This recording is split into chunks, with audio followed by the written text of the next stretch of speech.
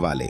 आपने देखा कि लोग अच्छा और पाक गोश्त छोड़कर सड़ा हुआ बदबूदार गोश्त खा रहे हैं। ये वो लोग थे जो हलाल रिश्ते छोड़कर हराम की तरफ जाते थे।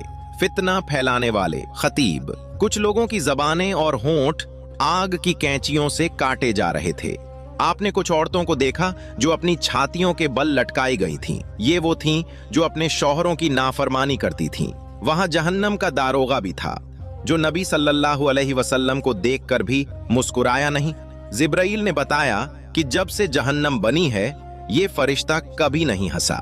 ये खौफनाक मनाजिर अब नूर और रहमत की तरफ पलट रहे थे, सिदरतुल मुंतहा की तरफ, जहां सफर का सबसे बुलंद मकाम इंतजार कर रहा था। आप सल्लल्लाहु अलैहि वसल्लम सिदरतुल मुंतहा पहुंचे। ये बेरी का एक दरख्त है जिसकी जड़ें छठे आसमान में और शाखें सातवें आसमान के ऊपर हैं। इसके पत्ते हाथी के कानों जितने बड़े और फल मटकों की तरह थे।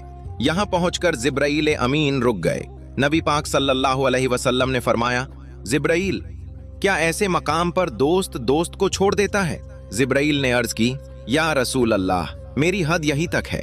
अगर मैं यहाँ से एक उंगली बराबर भी आगे बढ़ा तो अल्लाह के नूर की तजल्ली से मेरे पर जल जाएंगे। आगे का सफर आपको तन्हा तय करना है। फिर रफ रफ नाम की एक सब्ज सवारी आई जिसने आप सल्लल्लाहु अलैहि वसल्लम को आगे का सफर कराया। आप वहां पहुंचे जहां न वक्त था न मकान। अल्लाह ताला ने फरमाया, मेरे करीब हो जाइए। इस मुलाकात में अल्लाह ने अपनी उम्मत के लिए 50 नमाजों का तोहफा दिया। वापसी पर मूसा ने कहा कि आपकी उम्मत कमजोर है, 50 नमाजें नहीं पढ़ सकेगी, वापस जाइए और कम करवाइए। हुजूर सल्लल्लाहु अलैहि वसल्लम बार बार गए और आखिर में 5 वक्त की नमाजें रह गईं। अल्लाह ने फरमाया, ए मोहम्मद, आपकी उम्मत पढ़ेगी 5, लेकिन सवाब उन्हें 50 का ही मिलेगा। ये बुलंद मुलाकात अब इख्तिताम को पहुंच रही थी और वापसी का सफर शुरू हो रहा था, जहां जमीन पर एक और इम्तिहान इंतजार कर रहा था। आइए देखते हैं ये वापसी किस तरह हुई।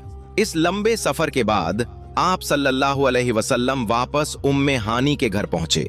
मोजिजा ये था कि बिस्तर अभी तक गर्म था और दरवाजे की कुंडी हिल रही थी, यानी जमीन पर वक्त थमा हुआ था। सुबह हुई तो आप सल्लल्लाहु अलैहि वसल्लम ने लोगों को बताया।